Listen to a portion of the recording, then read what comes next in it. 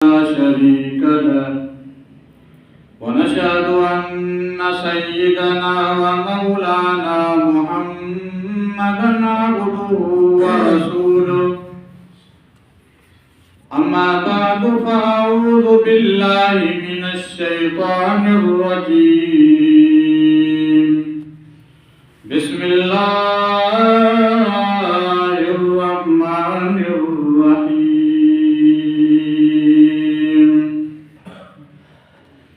إن الذين فتنوا المؤمنين والمؤمنات ثم لم يتوبوا فلهم عذاب جهنم ولهم عذاب الحريق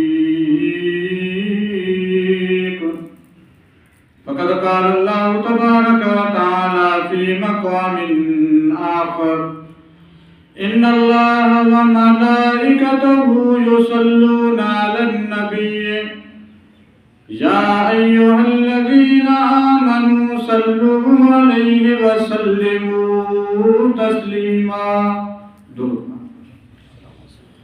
اللهم صل على سيدنا محمد وعلى آل سيدنا محمد وآله وأصحابه وبارك وسلم. دوستو عزیزو، آج میں حقوق العباد کے متعلق بیان کروں گا انشاءاللہ تعالی قرآن و حدیث کی روشنی میں. یہ موضوع تمام کم پیش کیا جاتا ہے. ہمیں سمجھنا چاہیے کہ حقوق العباد ہیں کیا چیز، کتنی بڑی ذمہ داری ہے جو آج کل ہم بہت غافل ہیں. اللہ رب العزت نے فرمایا ان الذین فتنوا المؤمنین والمؤمنات ثم لم یتوبوا، وہ لوگ جو ایمان والوں کو، مومن مرد ہو چاہے عورت، ان کو دکھ پہنچاتے ہیں، تکلیف دیتے ہیں، ان کو ایذا پہنچاتے ہیں، ثم لم یتوبوا فلہم عذاب جہنم، پس معافی بھی نہیں مانگتے، ان کے لیے اللہ تبارک و تعالیٰ نے جہنم تیار کے رکھا ہے. وَلَهُمْ عَذَابُ الْحَرِيقِ، وہ عذاب جو جہنم کی آگ جلانے والی جو ہے، حریق کہتے ہیں آگ کا جلانا. انسان ذات سے کسی بھی قسم کی تکلیف آپ مت دیا کریں. جناب رسول اللہ صلی اللہ علیہ وسلم نے فرمایا لا یرحم اللہ من لا یرحم الناس، جو لوگ دنیا میں لوگوں کے اوپر رحم نہیں کھاتا، روز قیامت اللہ تبارک و تعالی ان پر بھی رحم نہیں فرمائے گا. المسلم من سلم المسلمون من لسانه و یده، کامل مومن مسلمان تو وہ ہے. کامل مومن مسلمان کون ہے؟ محبوب نے کیا فرمایا؟ المسلم من سلم المسلمون من لسانه و یده، جو تمہاری زبان سے، تمہارے ہاتھوں سے اگلے مسلمان محفوظ ہوں، اس کو کہتے ہیں کامل مومن. اپنے آنکھوں سے ایسی حرکت مت کرنا، ہاتھوں سے ایسا کام مت کرنا، زبان سے ایسے الفاظ مت نکالنا تاکہ اگلے بندے کو تکلیف پہنچے.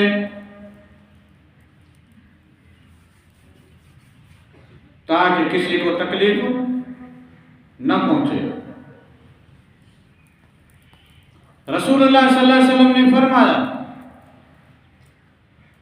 عن النعمان بن بشیر رضی اللہ تعالیٰ عنہ قال قال رسول اللہ صلی اللہ علیہ وسلم، نعمان بن بشیر رضی اللہ تعالیٰ روایت کرتے ہیں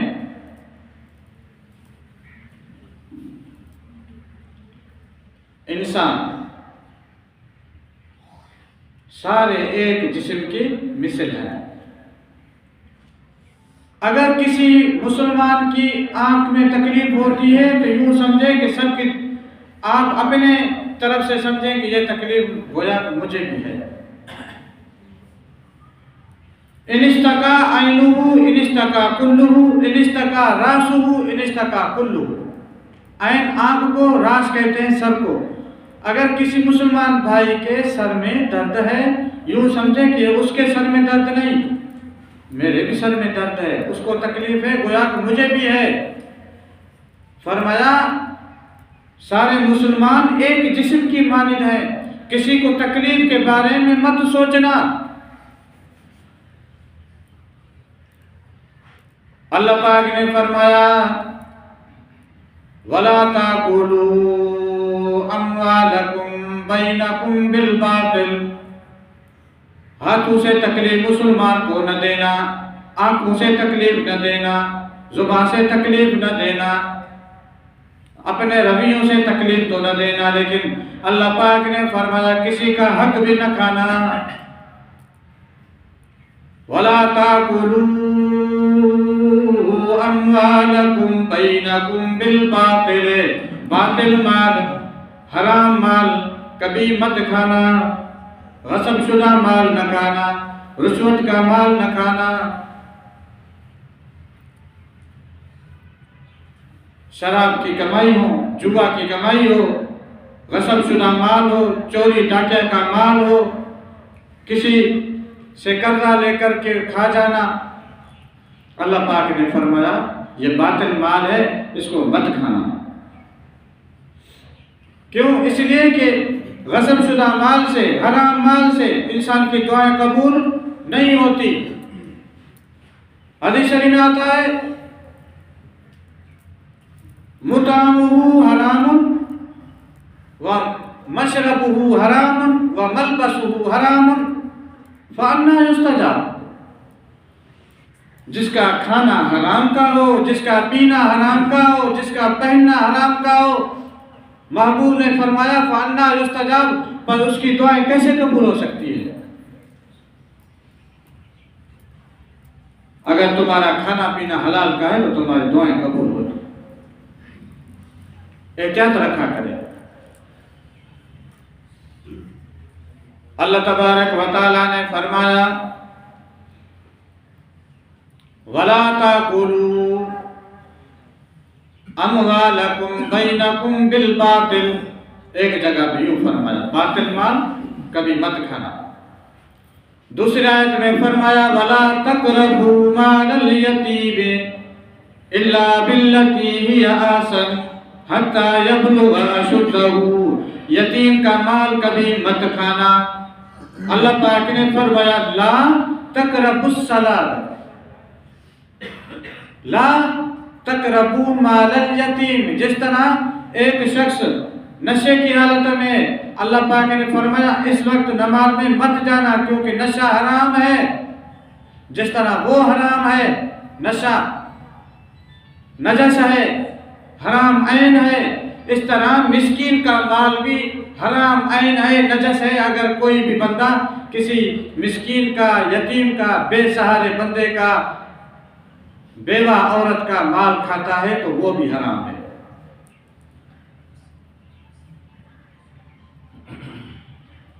ان الذین یاکلون اموال الیتامی ظلما، وہ لوگ جو مال کھاتے ہیں ظلم سے، مسکینوں کا مال کھاتے ہیں، بیواؤں کا مال کھاتے ہیں، انما یاکلون اموال الیتامی ظلما، جو مال کھاتے ہیں ظلم سے، یاکلون فی بطونہم نارا، گویا کہ وہ مال نہیں کھا رہے ہیں اس یتیم کا، عام بندے کے حقوق کا، یا کسی بیوہ عورت کا، مسکینوں کا وہ مال نہیں کھا رہا۔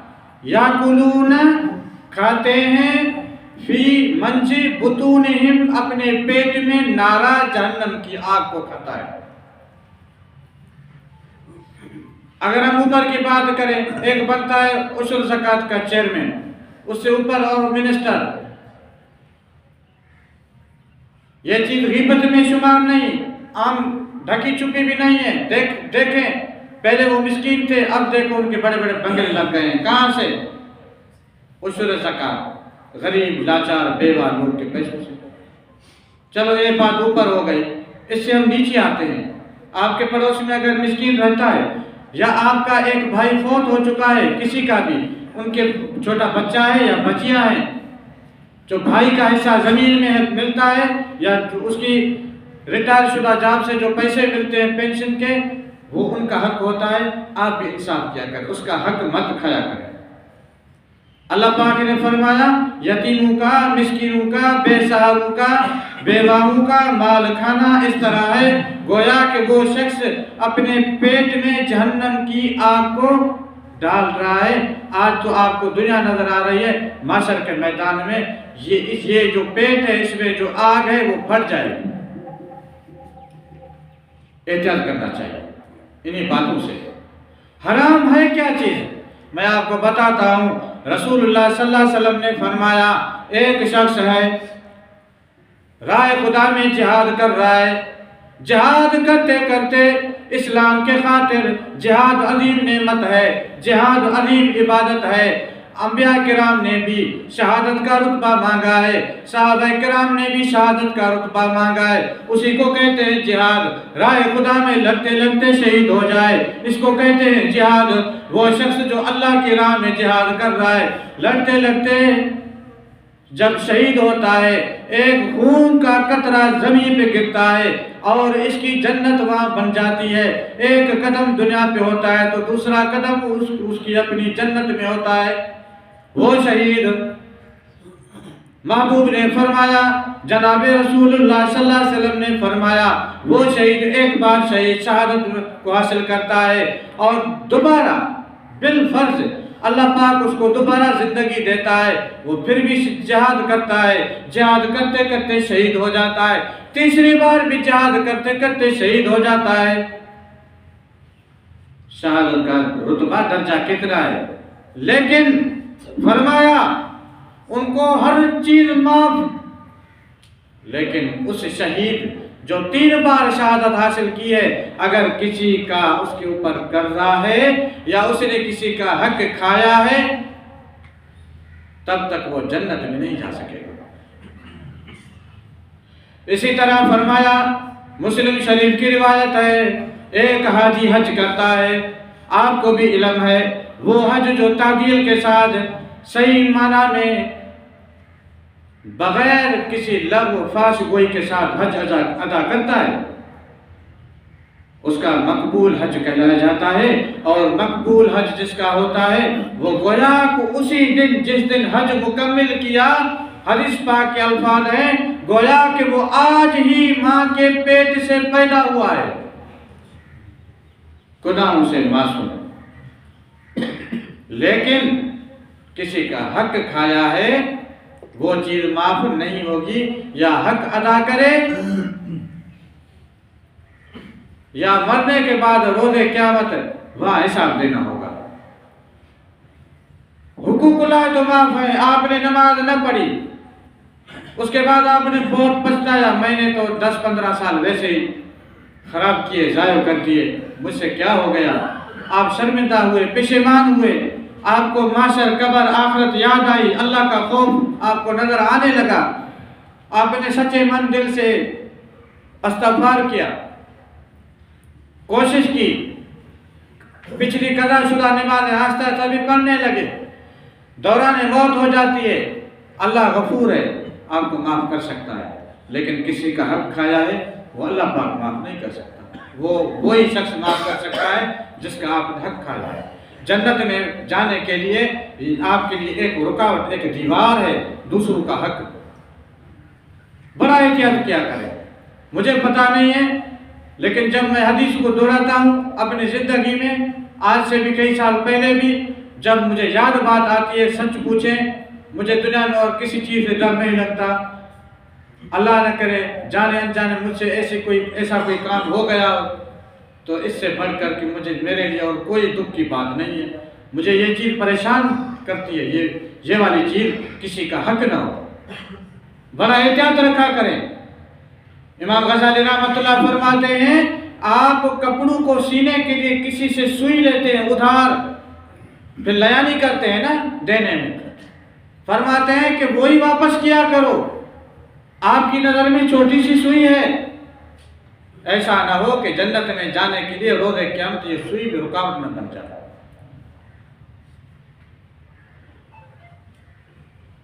حقوق دلوانے کے لیے اللہ پاک روز قیامت جب حساب کتاب ہوگا، میں ایک چھوٹی سی بات کر رہا ہوں، اگر آپ سمجھدار ہوں گے تو اچھے طریقے سے سمجھ جائیں گے۔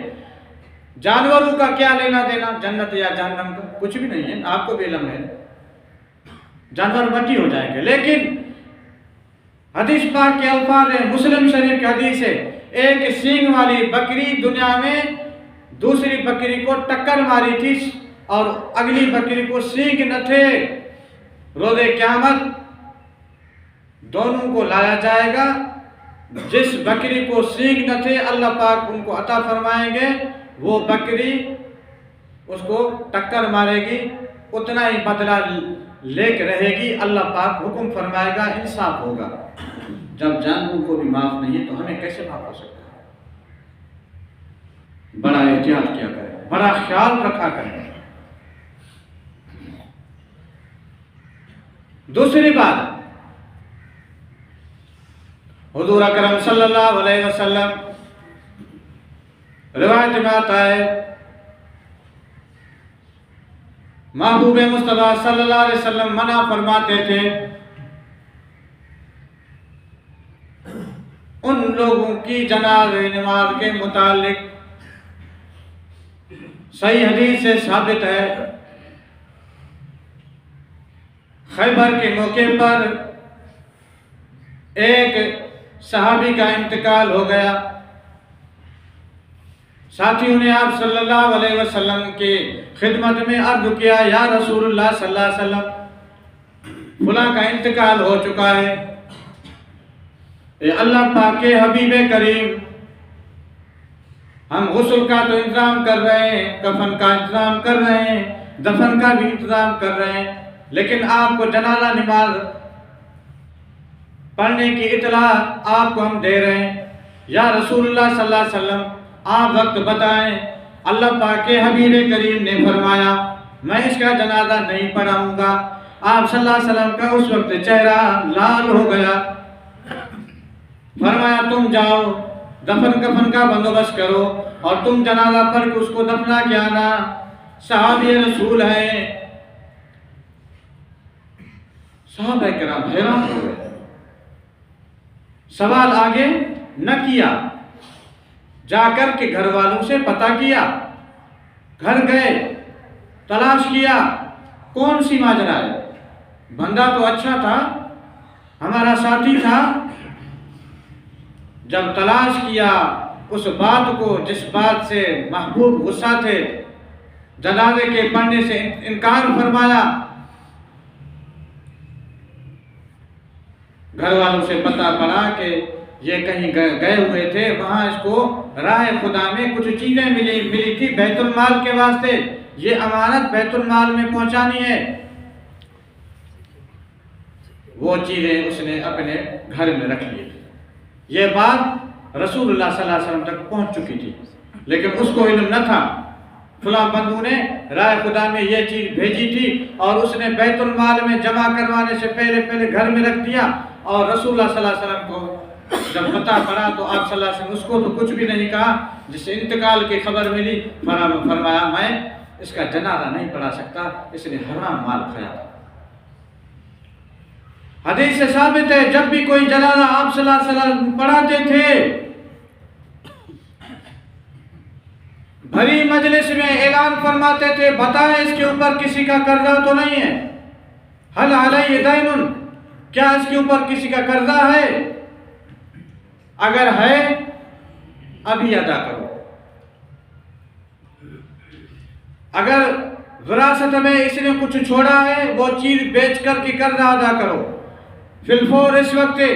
اگر پیسے نہیں ہیں، اس کا کوئی باپ ہوگا، بھائی ہوگا، چچا ہوگا، کزن ہوگا، کوئی بھی آئے اور کہے کہ اس کا قرضہ میں ادا کروں گا، اس کے بعد آپ صلی اللہ علیہ وسلم نماز جنازہ ادا کرتے تھے۔ حقوق العباد کوئی معمولی حق نہیں ہے، اللہ پاک معاف بھی نہیں کر سکتا۔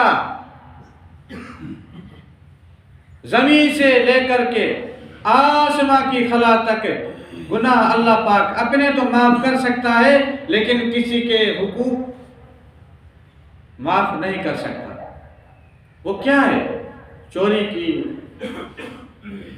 کوئی کس سے مال چھینا، غبن کیا، اس قسم کے جو حقوق والی جو باتیں ہیں، جب تک وہ بندہ خود معاف نہیں کرتا تب تک اللہ پاک بھی معاف نہیں کرے گا۔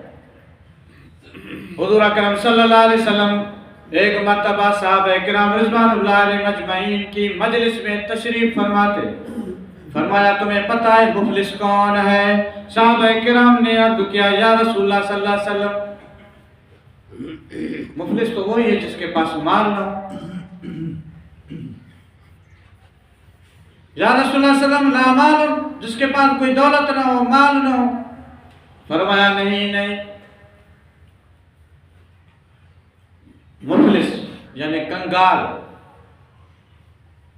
فرمایا مفلس یہ نہیں ہے اس کے پاس دنیا بھی ہو، ایک شخص کے پاس دنیا بھی ٹھیک ٹھاک ہے لیکن وہ مفلس ہے۔ کس صورت میں آگے آپ کو بتاتا ہوں۔ اس کے پاس دنیا بھی ہے، نماز بھی پابندی سے پڑھتا ہے، روزہ بھی رکھتا ہے، حج بھی کرتا ہے، راہ خدا میں خیر و خیرات بھی کرتا ہے، لیکن اس میں کبھی اپنی زبان سے کسی کو تکلیف پہنچاتا ہے، کسی کو گالی دیتا ہے، کسی سے بد اخلاقی کرتا ہے، کسی کے اوپر تہمت لگاتا ہے، کسی کا مال کھاتا ہے، کسی کا مال چراتا ہے، کسی کا حق کھا جاتا ہے، قرضہ لے کر کے کھا کر کے مکر جاتا ہے۔ لیکن دنیا میں پیسے والا بندہ تھا، صوم صلات کا پابند تھا، نماز کی نیکیاں تھی، تلاوت کی نیکیاں تھی، ذکر کی نیکیاں تھی، خیر و خیرات کی نیکیاں تھی، لیکن محشر کے میدان میں جب اس سامنے پیش کیا جائے گا، سارے لوگ شکایت لے کر کے وہاں کھڑے ہو جائیں گے۔ اللہ پاک فرمائے گا فرشتوں ان کی نیکیاں اٹھا کر کے فلاں کو دو جس کو گالیاں، جن کو گالیاں دی تھی، جن کو ایذا پہنچایا تھا، بدلے میں ان کو نیکیاں اس کی اٹھا کر کے دے دو، جن کا مال کھایا تھا انہی کی نیکیاں اٹھا کر کے ان کو دے دو، جس کے اوپر تہمت لگائی تھی نیکیاں اٹھا کر کے ان کو دے دو۔ اب اس کی نیکیاں ختم ہو گئی،